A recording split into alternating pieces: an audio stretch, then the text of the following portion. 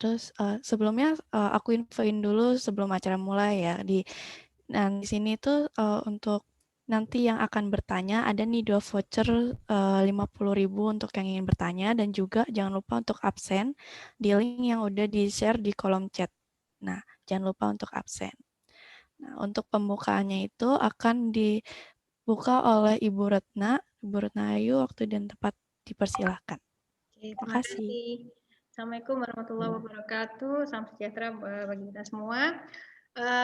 Terima kasih pertama kepada Bapak Henry sebagai kepala sekolah dari SMA Kristen Bina Kasih Jambi atas kesediaannya menerima kami Fakultas Teknik Sipil dan Perencanaan untuk menginformasikan fakultas kami ke SMA-nya Bapak.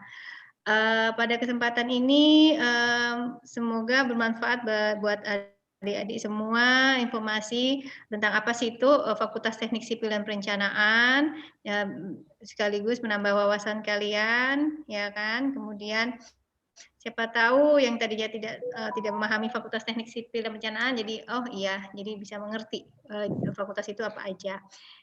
Oke, tanpa panjang lebar, saya ucapkan semoga kegiatan hari ini berjalan lancar dan semoga bermanfaat bagi adik-adik sekalian. Terima kasih. Kembali ke Mbak Feni. Terima kasih, Bu Retna. Sebelumnya saya perkenalkan diri dulu. Nama saya Feni Kartika Pratiwi. Di sini saya sebagai MC di acara FTSP Go to School. Nah, sudah dijelaskan sebelumnya FTSP Go to School itu acara tentang perkenalan fakultas kita, Fakultas Teknik Sipil dan Perencanaan Universitas Trisakti. Nah, sebelum kita mengetahui tentang fakultasnya dahulu, lebih baik kita tahu nih tentang universitasnya. Nah, penjelasan universitasnya akan dijelaskan oleh teman aku, namanya Kak Sultan. Selamat sore, Kak Sultan. Ya, selamat sore, Kak Feni. Nah, Terima ini Kak kasih. Sultan ya akan ngejelasin tentang Universitas Trisakti. Silakan Kak Sultan, waktu dan tempat dipersilakan. Ya, sebelumnya perkenalkan, nama saya Ahmad Sultan dari Universitas Trisakti, Fakultas Teknik Sipil dan Perencanaan, jurusan Teknik Sipil, ingin meng-share ke adik-adik apa sih itu Universitas Trisakti. Sudah kelihatan slide-nya, Kak Feni? Sudah. Oke. Ya. Universitas Trisakti. Nah, adik-adik pernah dengar nggak sih Universitas Trisakti itu sebenarnya ada berapa kampus sih? Ada berapa tempat sih? Nah, ini adalah beberapa macam tempat kampus Universitas Trisakti. Yang pertama ada di Grogol, Jakarta Barat.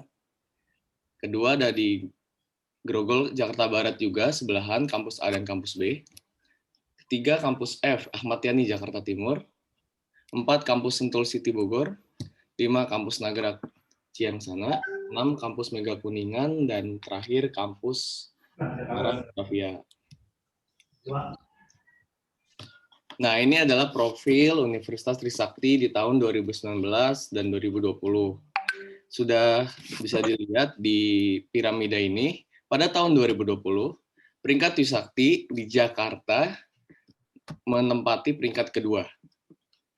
Dan di Indonesia atau nasional, itu peringkat 27 dengan mahasiswa aktif sebanyak hampir 20.000 dari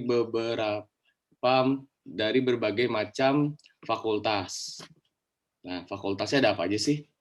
Nah, ini adalah 9 fakultas yang ada di Universitas Trisakti. Pertama, Fakultas Hukum, Fakultas Ekonomi dan Bisnis, Fakultas Kedokteran, Fakultas Kedokteran Gigi, Fakultas Teknik Sipil dan Perencanaan, Fakultas Teknologi Industri, Fakultas Teknologi Kebumian dan Energi, Fakultas Arsitektur Landscape dan Teknologi Lingkungan, dan terakhir Fakultas Seni Rupa dan Desain. Nah, ini adalah program studi yang ada di Universitas Trisakti. Jika ada penasaran, Kak, di Universitas Trisakti itu ada D3, D4, atau ada apa aja sih, Kak? Nah, ini adalah program studinya. Rata-rata di Universitas Trisakti mempunyai program S1 dan S2. Tapi di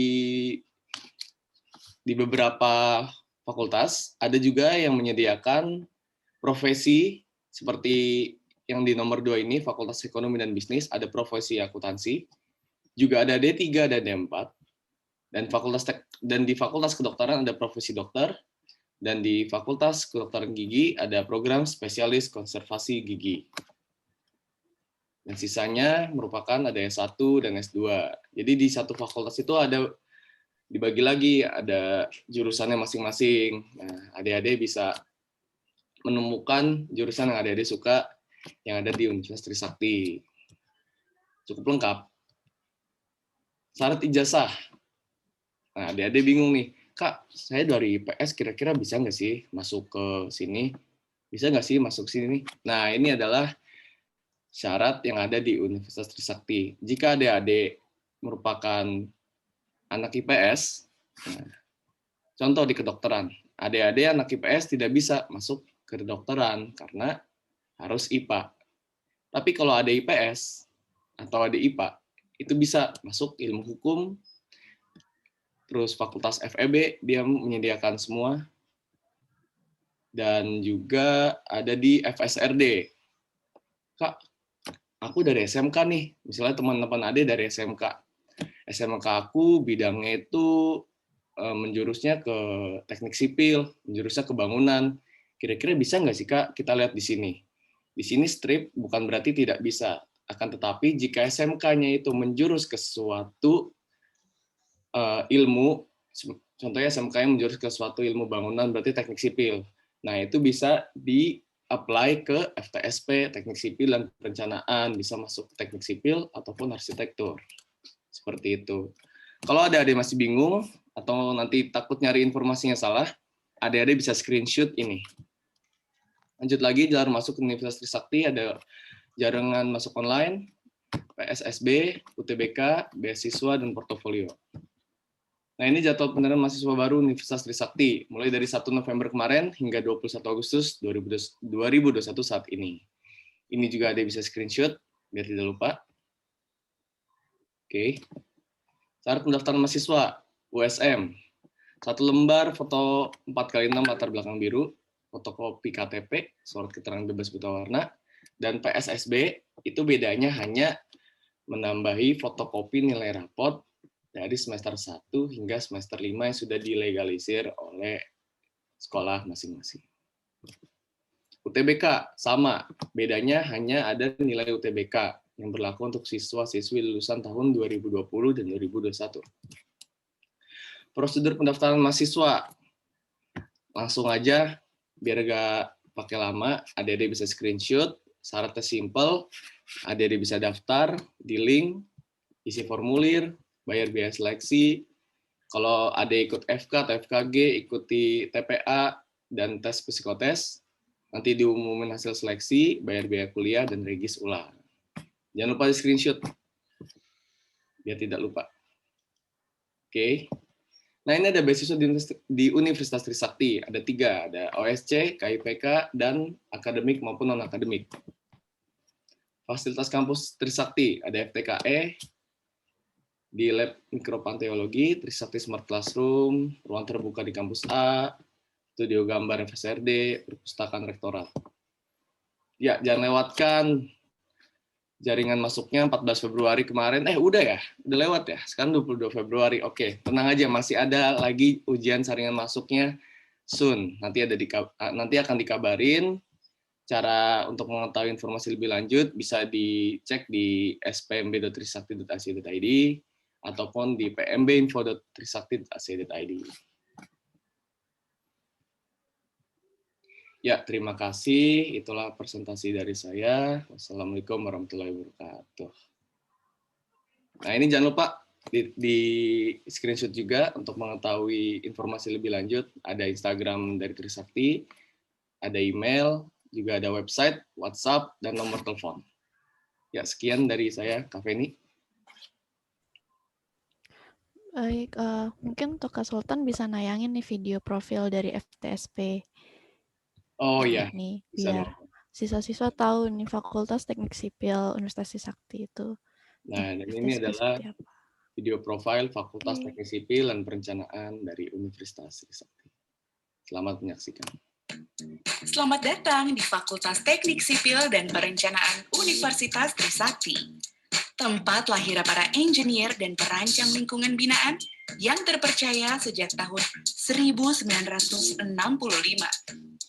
Fakultas Teknik Sipil dan Perencanaan Universitas Trisakti mempunyai visi menjadi fakultas yang andal, berstandar internasional, dengan tetap memperhatikan nilai-nilai lokal dalam pengembangan ilmu pengetahuan, teknologi, seni, dan budaya pada bidang perencanaan, rancang bangun, dan rekayasa lingkungan binaan untuk meningkatkan kualitas hidup dan peradaban. Fakultas Teknik Sipil dan Perencanaan Universitas Trisakti memiliki program studi yang lengkap, yaitu Sarjana Teknik Sipil, Sarjana Arsitektur, Magister Teknik Sipil, dan Magister Arsitektur. Program studi Sarjana Teknik Sipil dan Sarjana Arsitektur Universitas Trisakti secara konsisten terakreditasi A oleh BAN PT. Sedangkan program studi Magister Teknik Sipil dan Magister Arsitektur telah terakreditasi B oleh BAN PT. Di sini, kurikulum program studi sarjana dirancang sesuai dengan kerangka kualifikasi nasional yang dapat diselesaikan dalam waktu 8 semester dengan total 144 SKS. Sedangkan program studi magister dapat diselesaikan dalam 4 semester dengan total 40 SKS. Dan di sini juga tersedia program profesi loh. Jadi, kamu bisa memenuhi persyaratan profesi engineer ataupun arsitek langsung dari satu tempat. Sistem pembelajarannya menerapkan blended learning, di mana pembelajarannya dilakukan secara offline dan online. Untuk kelas program studi magisternya, diprogram sedemikian rupa agar kalian tetap bisa kuliah sambil bekerja. Fakultas Teknik Sipil dan Perencanaan Universitas Trisakti memiliki fasilitas yang lengkap, seperti ruang kelas, studio gambar, ruang minat bakat, dan laboratorium.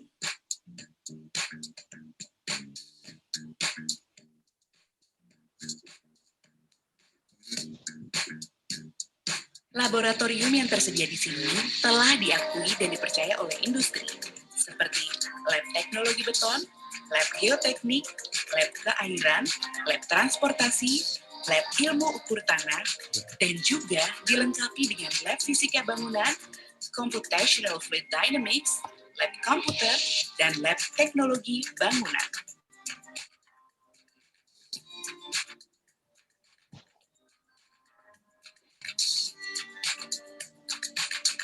Para staf pengajar merupakan orang yang berkompetensi dan profesional di bidangnya, dengan kualitas guru besar, doktor, dan magister. Dosen-dosennya berperan aktif dalam kegiatan penelitian dan pengabdian kepada masyarakat. Dengan staf pengajar yang berkualitas, tidak heran kalau mahasiswa berprestasi di bidang akademik maupun non-akademik. Halo semuanya, saya Stego, angkatan 2017 dari jurusan Teknik Sipil. Mulai di FTSP ini, saya banyak teman-teman baru dari berbagai negara.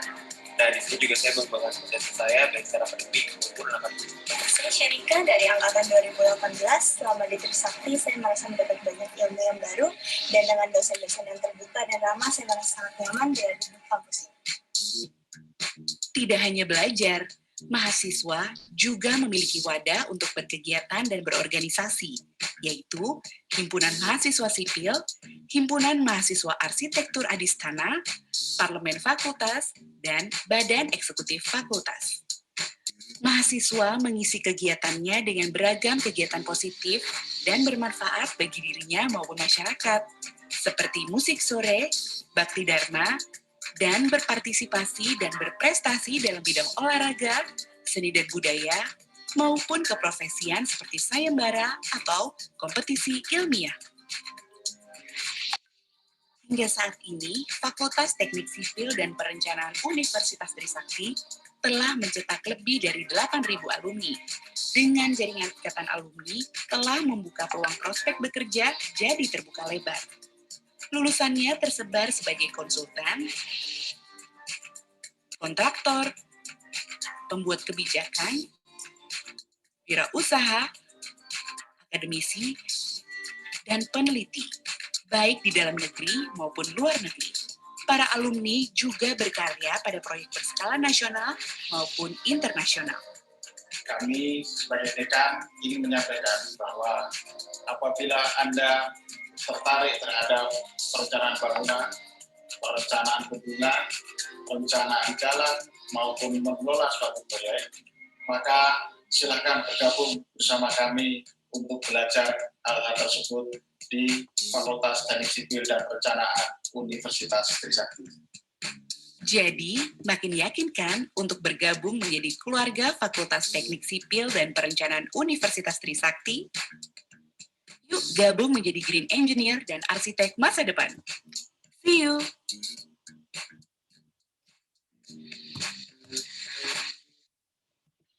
Ya, sudah selesai. Oke, makasih Kak Sultan tentang penjelasan Universitas Trisakti dan juga FTSP-nya. Nah, tadi kita udah nonton nih video profil dari FTSP. Nah, dari tahu FTSP itu ada di kampus A Grogol, Jakarta Barat. Nah, sebelumnya tuh FTSP dibagi nih jadi 2 prodi, yaitu Teknik Sipil dan Arsitektur. Setelah kita tahu tentang universitas, kita masuk nih ke fakultasnya. Yang pertama yaitu jurusan tentang Teknik Sipil. Nah, di sini udah ada Bapak dosen Pak Ahsan sebagai dosen dari Teknik Sipil. Selamat sore, Pak. Sore, Feni. Nah, Pak Ahsan silakan nih ngejelasin tentang Teknik Sipil. Waktu dan tempat dipersilakan. Oke, terima kasih. Saya coba share screen ya.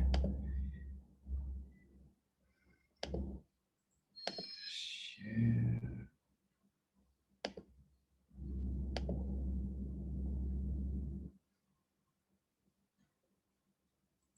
Oke, kelihatan ya. Oke, jadi selamat siang semuanya. Saya Aksan. Saya saat ini ngajar di jurusan Sipil Trisakti. Oke, jadi sore ini saya coba untuk berbagi dengan adik-adik sekalian apa sih teknik sipil itu gitu ya, dan kemana sih arahnya kalau kita belajar teknik sipil gitu. Jadi kalau kita lihat teknik sipil, sebenarnya ini adalah ilmu yang tua sekali, ilmu yang sudah turun-temurun bahkan sejak 2500 tahun sebelum Masehi gitu ya. Kita sudah ada pembangunan piramida misalnya ya. Piramida, kemudian ada akuaduk di Roma, kemudian ada tembok Cina, bahkan bisa dibilang bangunan pertama kita di Indonesia yang bangunan tinggi tahun 66. Nah, ini bangunan yang dikerjakan oleh teknik sipil. Ini yang ketahuan. Kalau misalnya bangunan besar lainnya, ada banyak sekali bendungan yang sudah kita bangun bahkan sebelum, bahkan di tahun 1900-an awal. Oke, nah kalau di dunia, Gamma Tower kita yang tadi itu tidak ada apa-apanya, hanya sekitar 280 meter. Sementara di luaran sana itu gedung-gedung tinggi itu sudah sampai dengan setinggi 800 lebih. Nah, ini Burj Khalifa saat ini masih ini yang memegang rekor sebagai gedung tertinggi. Jadi teknik sipil akan melakukan pembangunan itu.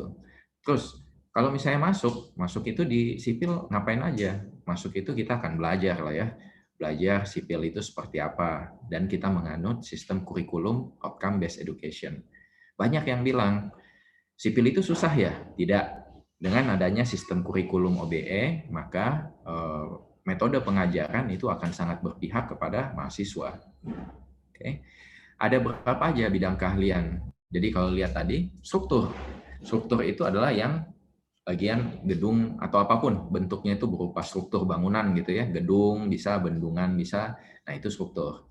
Kemudian bidang keahlian apa lagi di teknik sipil yang bisa kita pelajari? Selain gedung juga kita bisa pelajari mengenai tanah. Terus untuk memastikan bahwa struktur dan geoteknik ini bisa berjalan sesuai dengan waktunya, maka kita perlu namanya manajemen konstruksi. Itu yang kita mengukur bagaimana biaya mutu waktu, kalau kita singkat BMW gitu ya. Jadi memang apa-apa yang kita ukur dengan duit itu harus berkelas. Paling nggak kelas-kelas BMW gitu ya.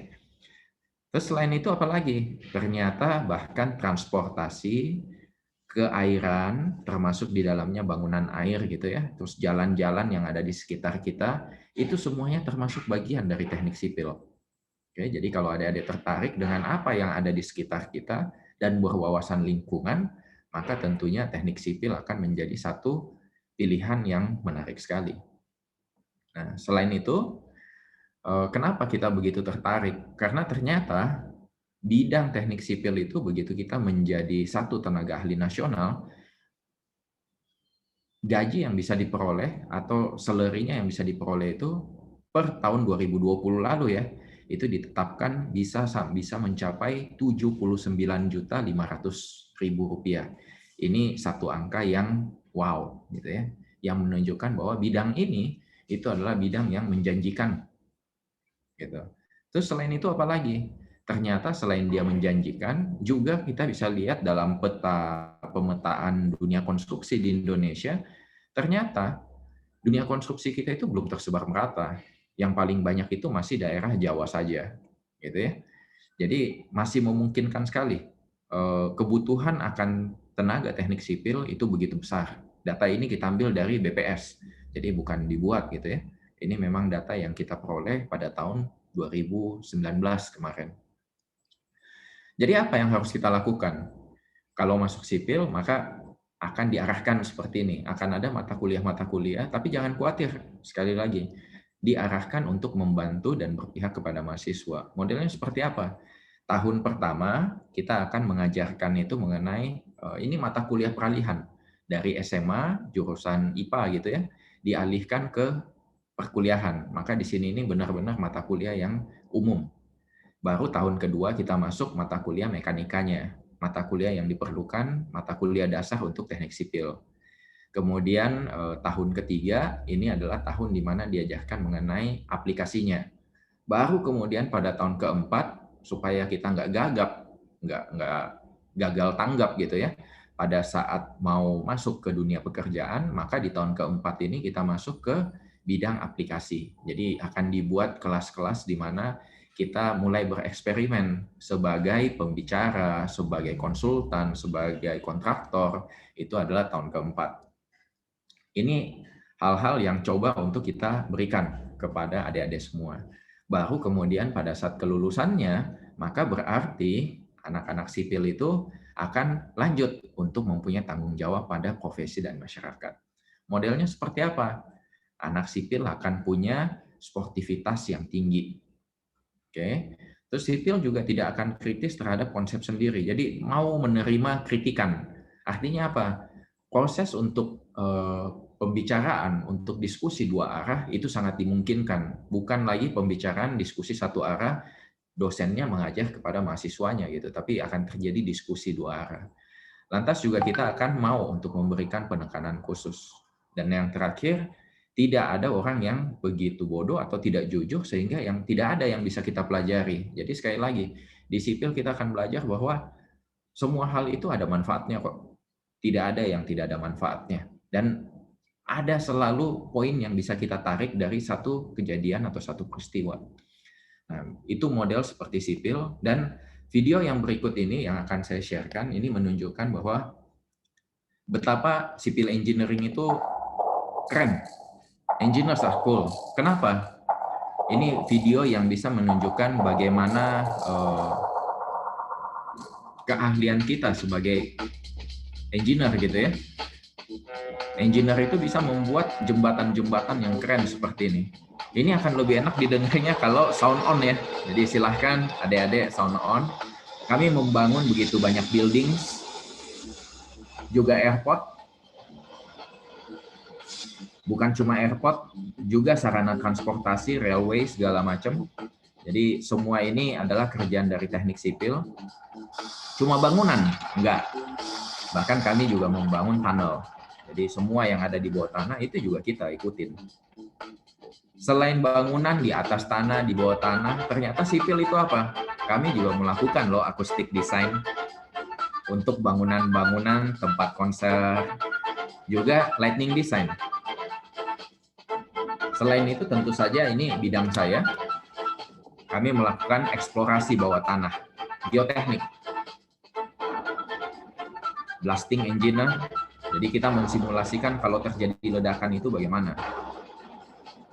Kalau misalnya ada blasting, maka kita juga akan coba simulasikan bagaimana fire safety.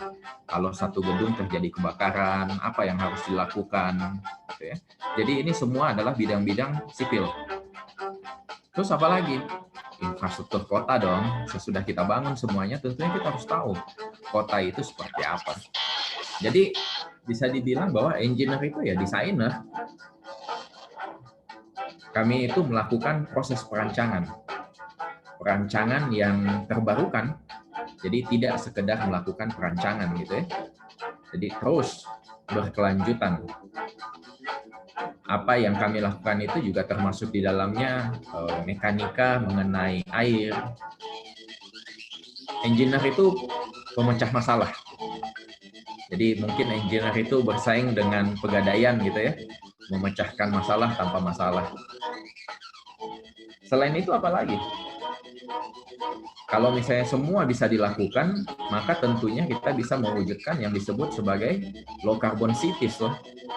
Di mana pembangunan satu kota itu masuk ke gagasan green building. Kota yang kadar karbonnya itu rendah, kadar emisinya itu rendah. Nah, itu juga bisa kita gunakan berarti untuk program energi yang berkelanjutan. Kalau kita lihat semuanya ini, apa yang sudah kita tampilkan tadi, maka secara simpel bisa dirangkum bahwa engineer, apa yang kita pelajari sebagai engineer ini, itu tentu saja adalah sesuatu yang menunjukkan bahwa ya engineer itu keren. Kurang lebih begitu perkenalan mengenai teknik sipil. Semoga ini bisa menginspire adik-adik semua dan mau untuk meneruskan sekolahnya, meneruskan ke jenjang berikutnya, dan join ke teknik sipil, jurusan teknik sipil Universitas Trisakti. Be a good engineer, a real one with ethics, moral, and integrity. Thank you. Sekian dari saya.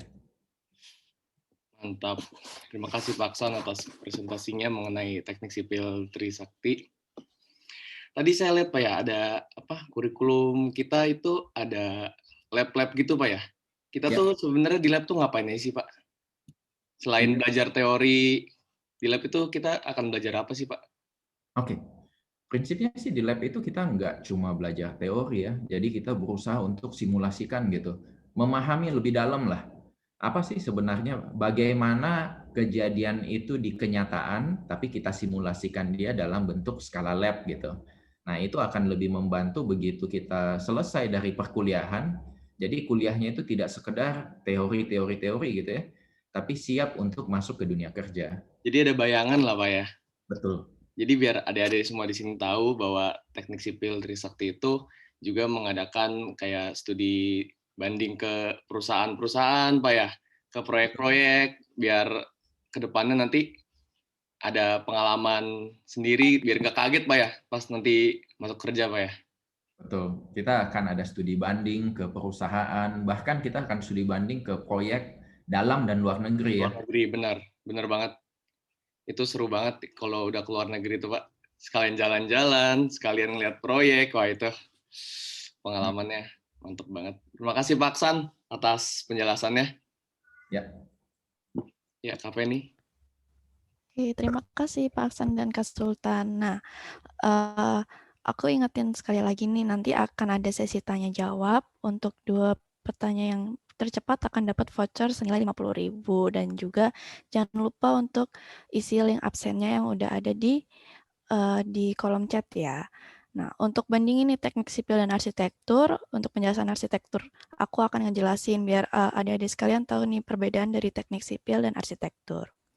Oke, aku share screen dulu.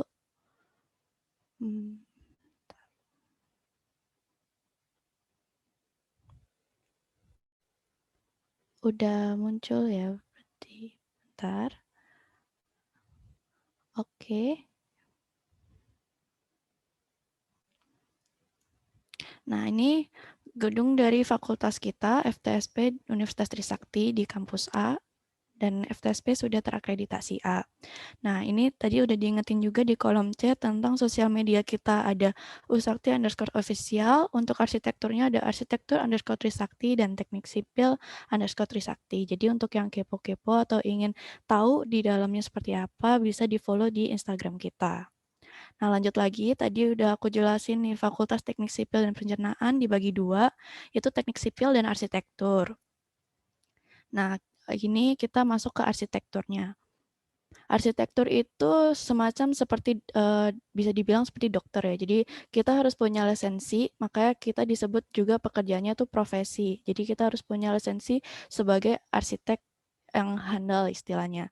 Nah, selama kuliah kita belajar tentang teknik dan seni, terus habis itu menurut aku sendiri arsitektur definisinya tuh seperti ilmu nih yang mempelajari tentang struktur seperti tapi tidak sedetail teknik sipil, fungsi bangunan, lalu kita mempelajari fisik manusia, keindahan dan semuanya tuh harus jawab. Nah, di mana kita mulai mikirnya tuh dimulai dari ide, konsep, desain, dilanjut ke perancangan hingga perkiraan konstruksi bangunannya nanti seperti apa.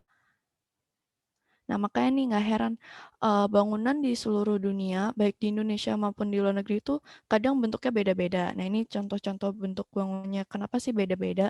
Karena ide yang disampaikan oleh arsiteknya sendiri itu pun juga berbeda, makna yang ingin disampaikan ke orang-orang lain. Nah, jadi kalau misalnya kita lihat bangunan yang ini, nah ini bentuknya kotak, tapi sebenarnya itu bentuknya fungsi dari bangunannya itu adalah masjid.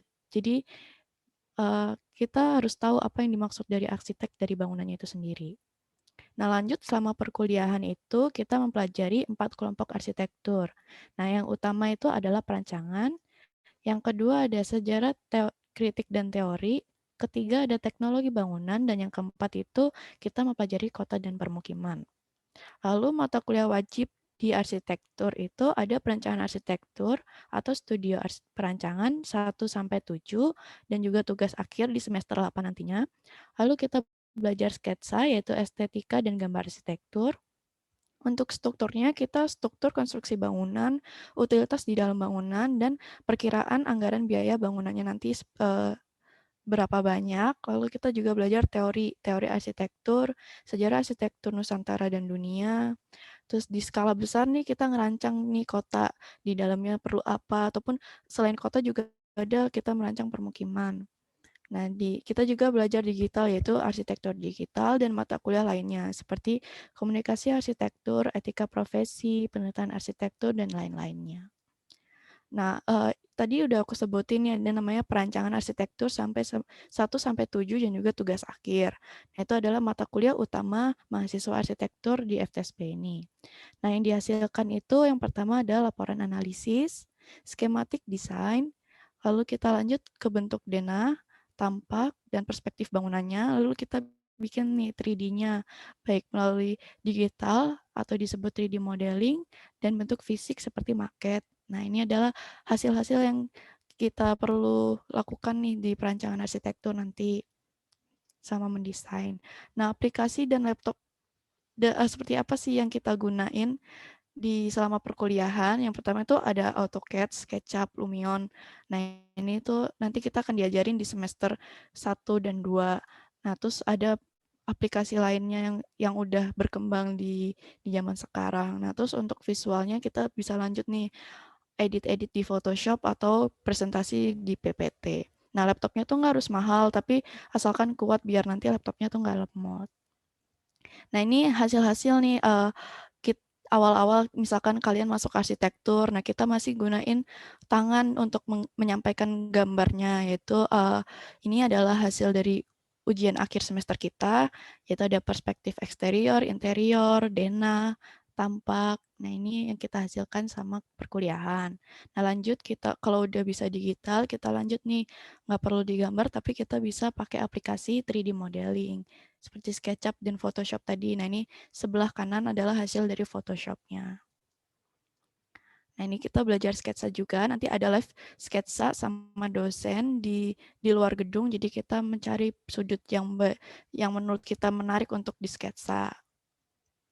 Lalu ada membuat maket. Nah, kegiatannya seperti apa sih di mahasiswa arsitektur?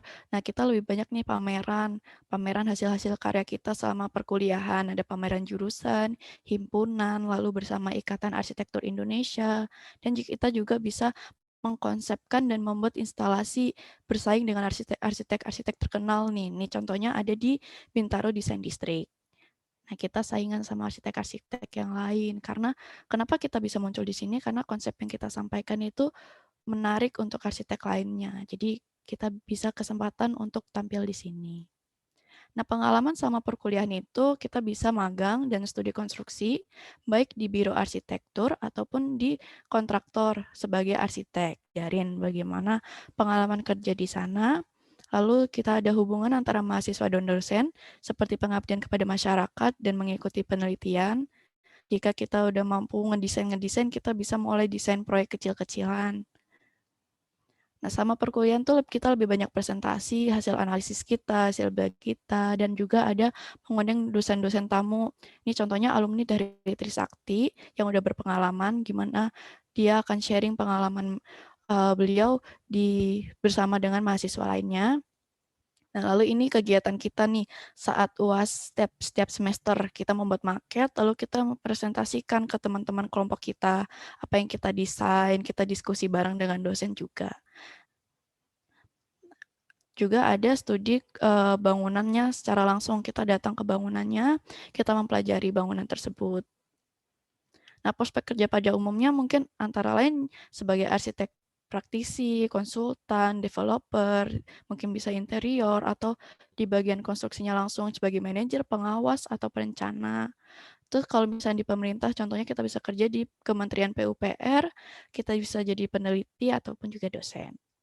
Nah, ini gambar-gambaran lulusan arsitektur pada umumnya. Tapi bagaimana pekerjaan lulusan arsitektur yang out of the box nih ada. Contohnya setelah kita S1, kita bisa lanjut S2, kita ngambil fokus apa yang kita inginkan. Contohnya kita ada namanya di Jerman, yaitu jurusan Architecture of Light. Kita mempelajari tentang hanya lampunya saja, tapi bagaimana lampu itu mempengaruhi bangunan baik di luar maupun di dalamnya.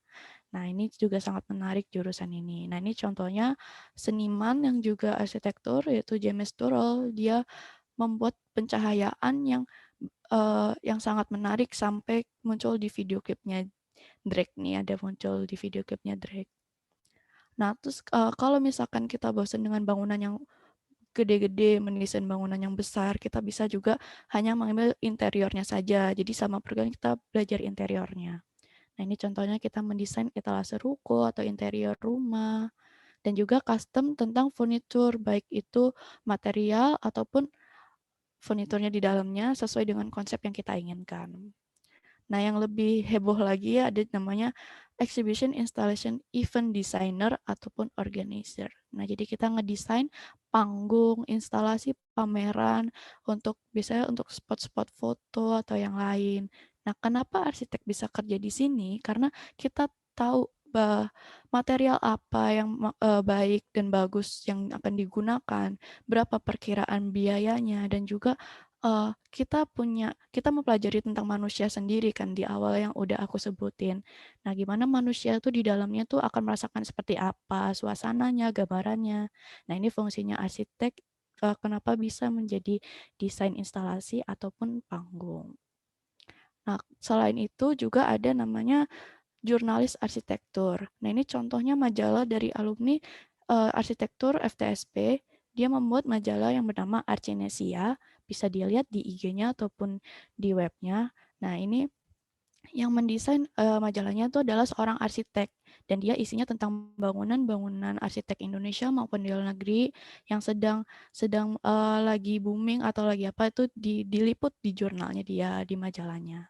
Nah, dia udah menghasilkan dan mencetak buku yang sudah banyak. Jadi, yang tertarik dengan arsitektur bisa cek online ataupun beli bukunya. Nah, masa studi dan akreditasi, sebenarnya arsitektur dan teknik sipil sama di FTSP. Ada namanya program sarjana atau S1 selama 4 tahun. Lalu ada program profesi 1 tahun atau magang kurang lebih 2 tahun. Dilanjut lagi magister selama 2 tahun dan dokter selama 4 tahun. Nah, di FTSP sudah ada program sarjana dan juga magister. Jadi S1 dan S2 bisa langsung di FTSP, baik arsitektur maupun teknik sipil. Nah, Fakultas Teknik Sipil dan Perencanaan sudah terakreditasi A. Nah, itu quotes terakhir tentang arsitektur. My building will be legacy, they will speak for me long after I'm gone, oleh Julian Morgan. Kenapa bangunan akan menjadi sejarah? Karena arsitek yang menyampaikan konsepnya dan konstruksinya yang bisa berkembang dan bertahan sepanjang masa akan selalu diingat oleh masyarakat sekitarnya. Nah, itu adalah maaf, bentar. Nah, itu sekian presentasi tentang arsitektur. Nah, mungkin di sini teman-teman banyak yang bertanya nih, untuk arsitektur kebanyakan itu dari jurusan apa sih yang bisa masuk? Nah, di Trisakti ini arsitektur yang bisa masuk adalah jurusan IPA dan IPS bisa masuk. Nah, tetapi untuk teknik sipil diutamakan IPA yang bisa masuk karena mungkin agak berbeda ya tipe-tipe pembelajarannya. Nah, terus untuk apa, kenapa harus jago nggak sih untuk arsitektur gambar atau sketsa? Sebenarnya tidak harus jago karena nanti kita akan dibimbing oleh dosen-dosen dan diajarin bagaimana cara sketsa. Karena sketsa itu sangat penting untuk mahasiswanya bagaimana menyampaikan apa yang ada di pikiran kita ke klien-klien ataupun orang lain. Nah, berhubungan dengan sketsa, acaranya ini akan dilanjutin nih oleh teman aku namanya Wisuda. Nah, tapi sebelum itu mungkin teman-teman ada yang mau bertanya nggak? Ada tersedia 2 voucher 50.000, sesi tanya jawabnya udah dibuka. Nah, ini vouchernya jangan lumayan nih, 2 voucher 50.000, mungkin ada yang mau bertanya. Terserah mau universitas atau fakultas bisa silakan ditanya.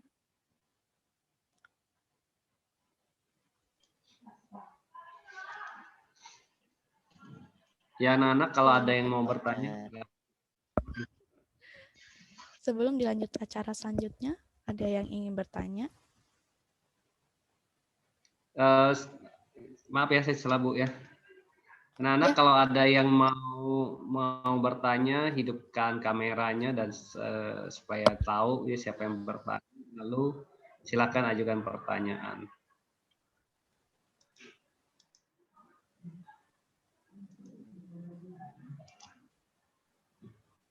Ya, silahkan. Disediakan 2 voucher untuk mengganti pulsanya. Untuk yang bertanya, silahkan. Mungkin bisa dihidupkan kameranya aja, boleh anak-anak semuanya? Ya, boleh nih hidupin kameranya, ya. Yuk. Rahel, Evan, siapa lagi? Sendo, Christian, Priscilla, siapa lagi? Giovanni, Helen, Jonathan, Devlin, Anike, sama apa nih? Maria ya? Ada William, sama Catherine Ega. Silakan. Oke. Mungkin masih malu-malu nih, belum dengar Mbak Feni untuk bertanyanya. Mungkin nanti diajukan ketika nanti Kak Wisuda sudah menjelaskan tentang sketsa. Siapa yang mau nanya tentang cara menggambar segala macam, nanti bisa di situ kali. Mungkin bisa foto bersama. Silahkan. Oh, jangan lupa untuk yang poster untuk ada lomba yang kita adakan buat siswa. Mungkin saya infoin dulu tentang lombanya dulu ya, Bu. Jadi FTSP ini akan mengadakan lomba, yaitu ada 3 lomba. Yang pertama adalah lomba DIY, do it yourself competition. Nah, ini bisa ada di screenshot karena lombanya itu sangat menarik. Kita terbuka untuk seluruh SMA di Indonesia. Nah, caranya tuh kita pakai barang-barang di sekitar kita dan kita buat barang-barang yang ditemukan dalam kehidupan sehari-hari. Nah, ini contohnya ada contoh DIY, yaitu bangunan-bangunan dengan barang-barang di sekitarnya. Nah, kalau kalian udah selesai membuatnya itu bisa diposting di Instagram dengan tag FTSP Usakti _official dengan hashtag FTSP DIY Competition 2021. Nah, ini diunggah di Instagram kalian. Nah, deadline-nya itu hari Kamis 25 Maret 2021. Terus habis itu ada workshop atau pelatihan nih di hari Sabtu tanggal 27 Maret 2021. Nah, hadiahnya ada juara 1 500.000, juara 2 300.000, dan juara 3 200.000. Nah, ini untuk lomba pertamanya. Di kontak personnya Ibu Retna dengan nomor telepon di bawah ini, dan jangan lupa di screenshot. Nah, ini untuk lomba yang pertama, yaitu DIY competition. Selanjutnya ada lomba, bentar, saya share screen lagi.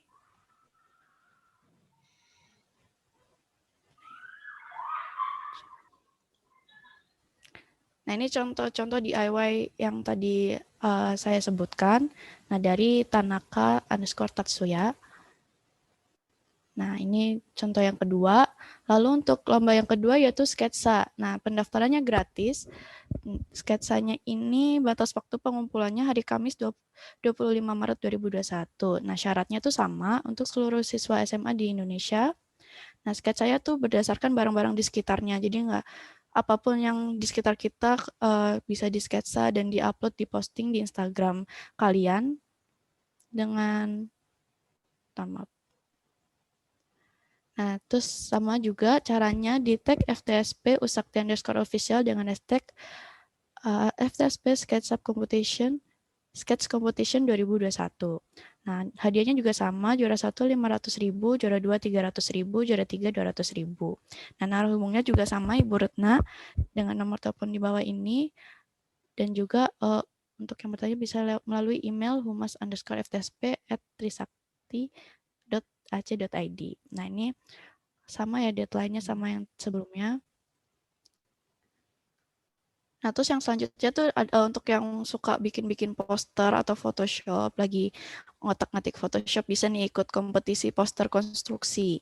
Nah, hadiahnya sama, 500.000 untuk juara 1, 300.000 untuk juara 2, dan 200.000 untuk juara 3.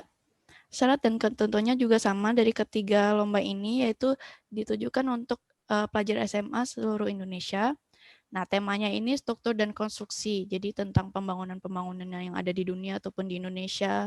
Nah, posternya itu bentuknya soft copy, berukuran kertasnya itu A2. Nah, posternya diunggah di Instagram kalian dengan mention @FTSP_Usakti_official dengan hashtag FTSP Lomba Poster Konstruksi 2021. Batas pengumpulannya lebih lama lagi, yaitu di hari Rabu 31 Maret 2021. Lalu ada pelatihan membuat poster, nanti akan diajarkan di hari Jumatnya, Jumat 9 April 2021. Nah, narasumbernya juga sama, yaitu Ibu Retna dengan nomor telepon tersebut, dan juga kontaknya juga melalui email. Nah, berikut info-info lomba yang akan diselenggarakan oleh FTSP ini. Jadi jangan lupa untuk tadi yang saya sebutkan diingat dan ikutin lombanya ya, karena hadiahnya juga lumayan. Kalau ikut tiga-tiganya juga lumayan, apalagi kalau tiga-tiganya juara 1. Nah, itu info lombanya sudah saya sebutkan. Jadi jangan lupa untuk mendaftar dan ikut turut serta. Nah, tadi aku kan udah ngejelasin nih, arsitektur lebih harus bisa, bukan harus ya, kayak bisa sketsa. Nah, di sini ada Kak Wisuda, teman aku. Selamat sore Kak Wisuda. Nah, di sini Kak Wisuda akan ngejelasin tentang kiat-kiat atau bagaimana cara mensketsa. Jadi Kak Wisuda akan mengajarkan untuk kita semua. Tapi mungkin sebelumnya foto bersama dulu kali. Nah, ya? Foto bersama dulu belum? Oh iya, udah. Baik, foto bersama dulu kalau gitu. Baik, bentar. Oke, teman-teman semuanya nyalain kamera ya, kita mau foto bersama nih. Banyak juga. Bentar. Udah siap semuanya belum? Ya, aku foto ya, screenshot ya. Sudah, Bu. Screenshot ya. Ada 2 slide, jadi 2 kali, jadi gaya aja. 1, 2, 3. Bentar.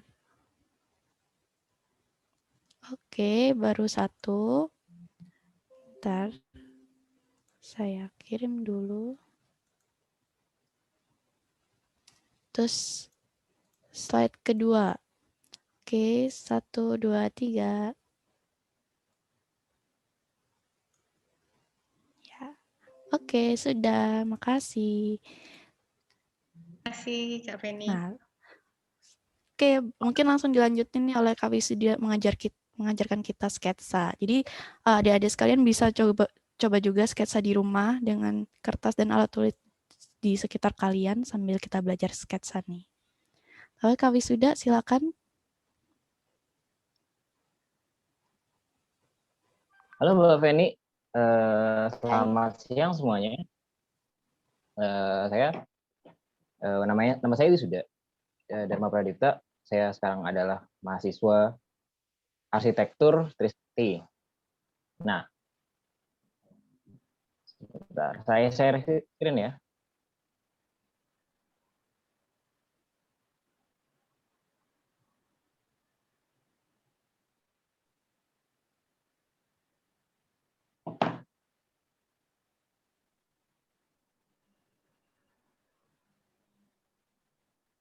Sebentar.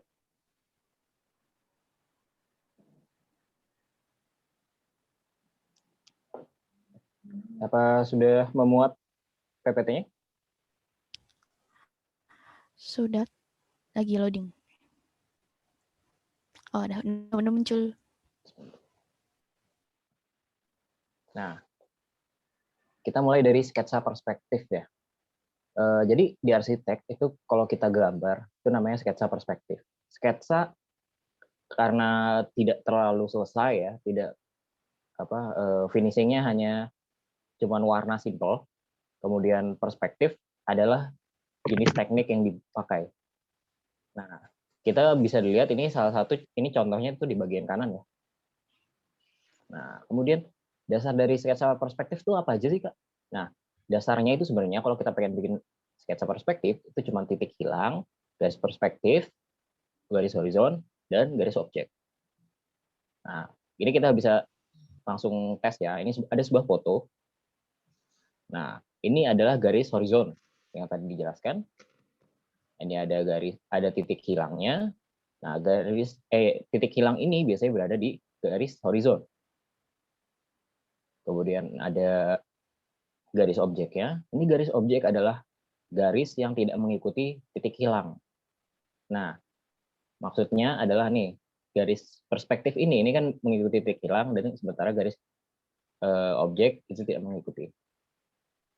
Nah, titik hilang, garis horizon, garis objek, dan garis perspektif.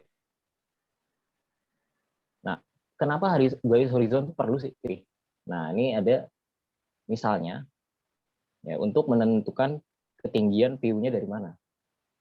Kita pertama gambar garis horizon warna merah itu, habis itu kita gambar orang di bagian kanan. Nah, orangnya ini kita mau view-nya itu kita seorangnya. Makanya mata kita atau mata orangnya ditempatkan di garis horizon. Kemudian kita gambar lagi, kemudian digambar lagi.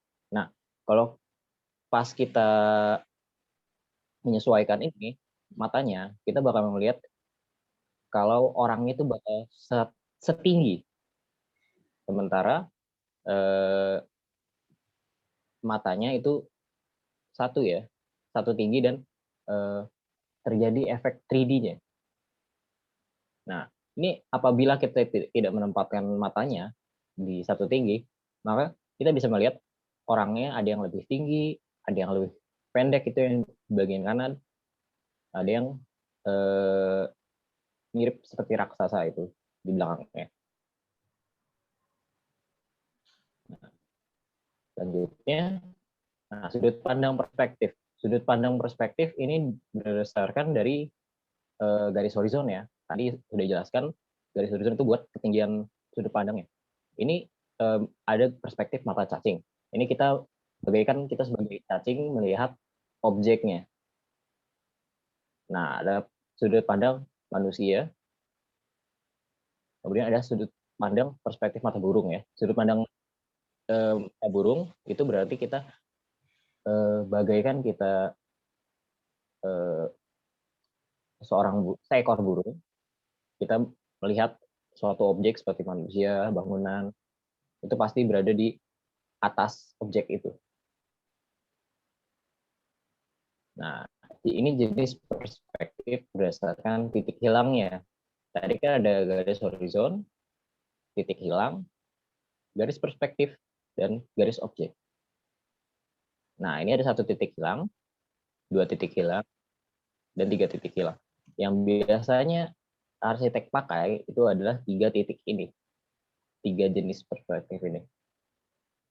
Nah, kita langsung mulai aja ya caranya. Ini 1 titik hilang. Nah, kita bikin objeknya, gambar garis perspektifnya, kita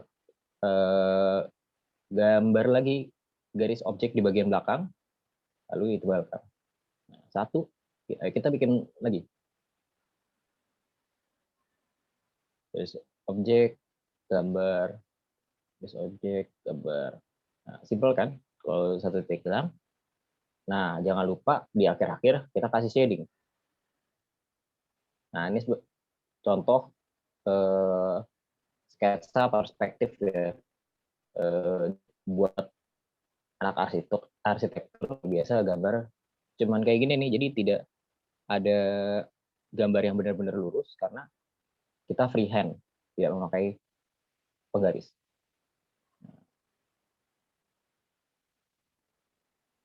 Nah, habis itu 2 titik hilang. Nah, 2 titik hilang adalah berarti memiliki 2 titik ya.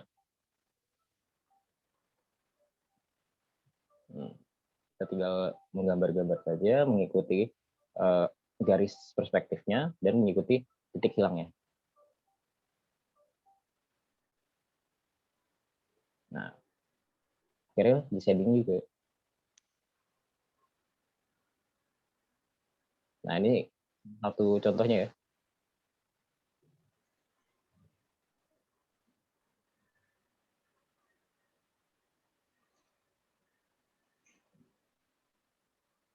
Nah, ini maaf, ini bukan 1 titik hilang, tapi ini 3 titik hilang. Nah, 3 titik hilang itu ada 2 titik hilang di garis horizontal dan sementara ada garis vertikal yang menandai 1 titik hilang bagian bawahnya. Nah, caranya kita bikin garis perspektif, sudah terlihat bidangnya, kita tebelin dulu. Terus kita bikin garis perspektif lagi. Nah, kita tebelin lagi bidangnya dan tebelin lagi. Nah, karena tadi bisa dilihat ini terlalu ribet ya. Untuk kita menggambar objek lain, kita bisa menghapus garis perspektif dulu. Kemudian kita menggambar lagi. Nah, tada.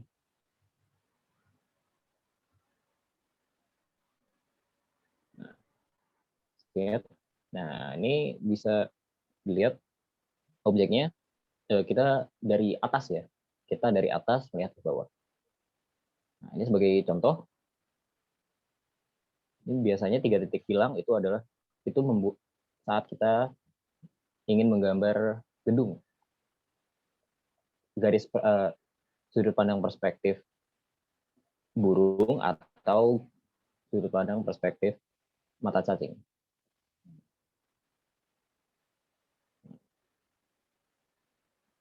Nah, ini kalau di arsitek kan kita awal-awalnya gambar pakai pensil, pulpen.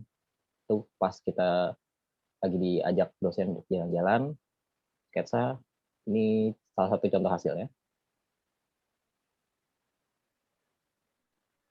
Nah, untuk kalian yang males bawa kemana-mana, bawa pensil, pulpen, kertas, gitu-gitu, dan cat air, kalian bisa pakai media yang buat digital, misalnya iPad atau tab.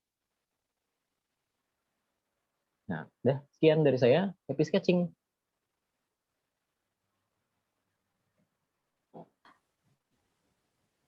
Oh, bagus banget nih penjelasan dari Kak Wisuda tentang kiat-kiat sketsa, macam-macam sketsa, dan apa aja yang perlu disiapin. Jadi teman-teman sekalian nih yang pengen masuk arsitektur dan ingin belajar sketsa, mungkin itu jadi ilmu yang bermanfaat buat kita semua ya, bagaimana mensketsa dan awal mula bagaimana kita harus mensketsa itu. Nah, mungkin ini udah nyampe di penghujung acara. Terima kasih untuk Kak Wisuda tentang penjelasannya.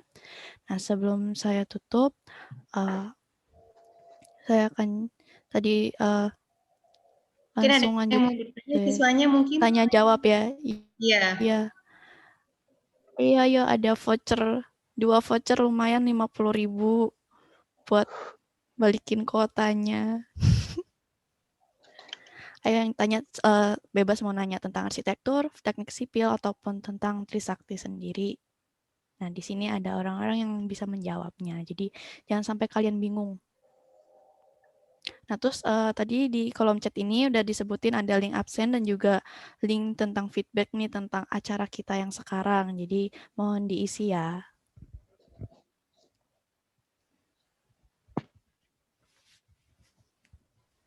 Mungkin para siswa mungkin ada yang mau bertanya tentang tadi yang sudah dipaparkan oleh Kak Wisuda. Mumpung Kak Wisudanya ada di tempat.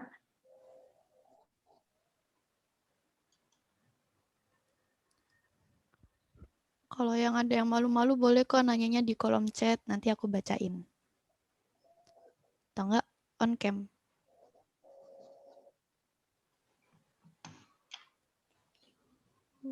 Galeri.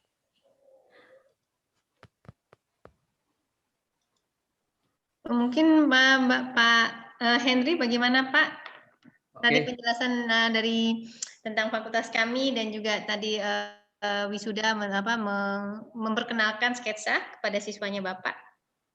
Oh iya, terima kasih Bu untuk penjelasannya. Saya pribadi baru pertama lah lihat jurusan FTSP ya, walaupun selama ini sama-sama di kampus A gitu ya, gedungnya saya belum pernah masuk. Jadi bagus sekali ya perubahannya istilahnya yang saya lihat dari sisi fasilitas begitu. Terus ilmu yang tadi juga sketsanya juga sangat bermanfaat ya, karena saya juga coba-coba belajar menggambar gitu. Nah itu tadi karena tidak tahu istilah garis hilang apa garis horizontal. Jadi kadang gambarnya itu besar kecil nggak proporsional ya dari sisi ininya ya. Jadi tambah ilmu juga nih saya di gambar.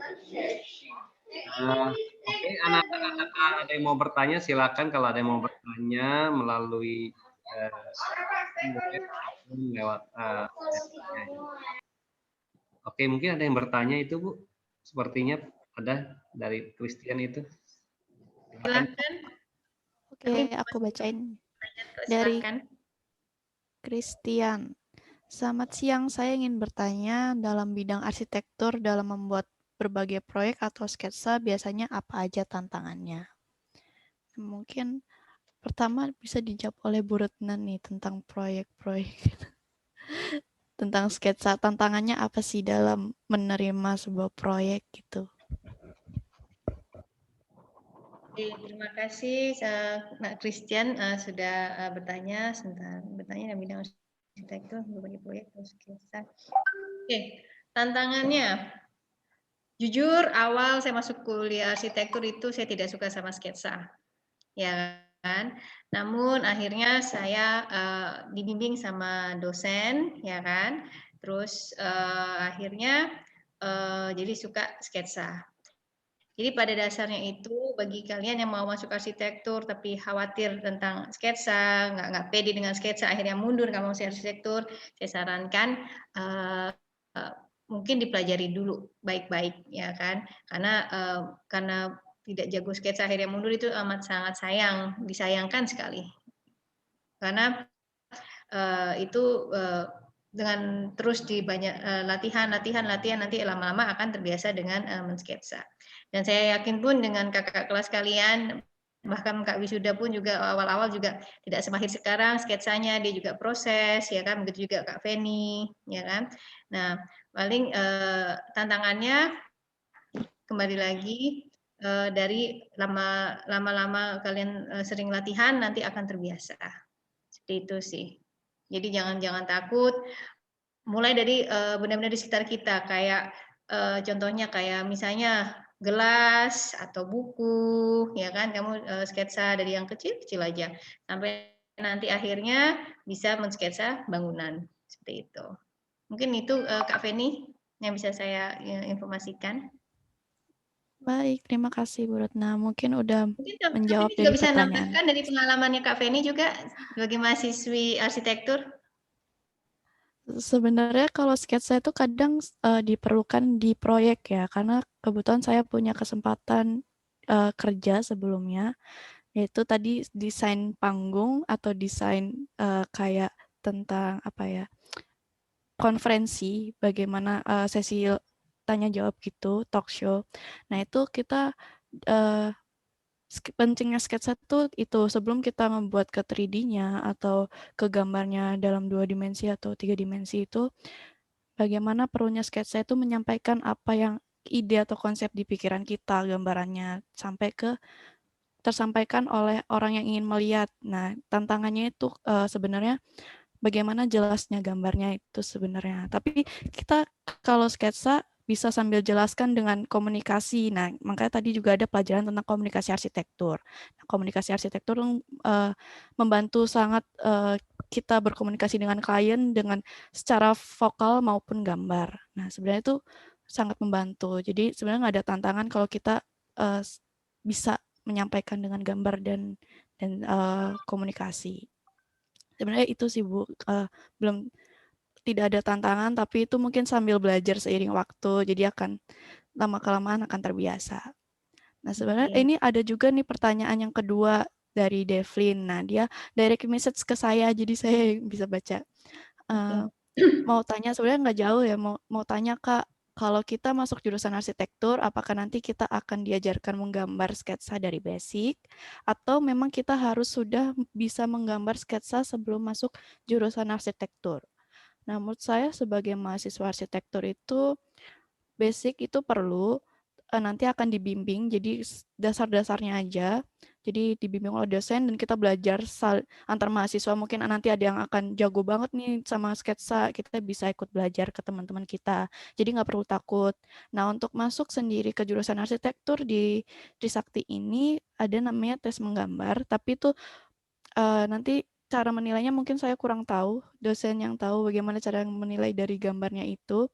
Tapi dari dosen saya, kata Pak Endi, mungkin dia berhalangan hadir di hari ini, dosen akan tahu nih dasar-dasar orang mahasiswa yang akan masuk ke Trisakti, apakah dia bisa menggambar atau tidak. Tapi menggambar tuh jangan dijadikan suatu penghalang. Nah, karena nanti akan berkembang.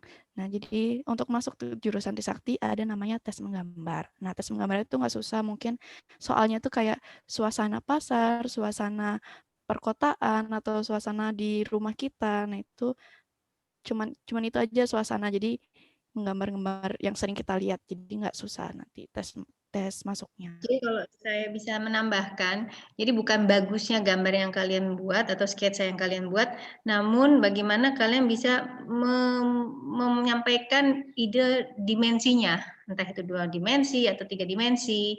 Nah, dari situ dosen itu akan melihat, oh anak ini sudah paham tentang dimensi, karena mau tidak mau arsitektur itu pasti berhubungan dengan karya dimensi, seperti itu. Jadi bisa membayangkan. Mungkin Wisuda sebagai ketua klub sketsa bisa menambahkan? Ya, jadi kalau misalnya kita sketsa ya, terus mesti bagus apa enggak sih? Nah, kalau dilihat tadi dari contoh-contohnya kan juga garis lurus itu nggak masalah, terus rapi-rapi banget juga nggak terlalu. Yang penting adalah gimana kita memvisualisasikan apa yang kita bayangkan. Nah, kalau misalnya sketsa objek juga, yang penting intinya dari bangunan itu sudut khasnya gitu, itu bisa terlihat walaupun gambar itu hanya simpel kotak-kotak. Nah, kalau misalnya simpel kotak-kotak terus nggak banyak detail gitu-gitu, asal kita tahu, oh itu bangunan itu sebenarnya sudah menjelaskan sih, sudah cukup, tidak perlu ribet-ribet lagi.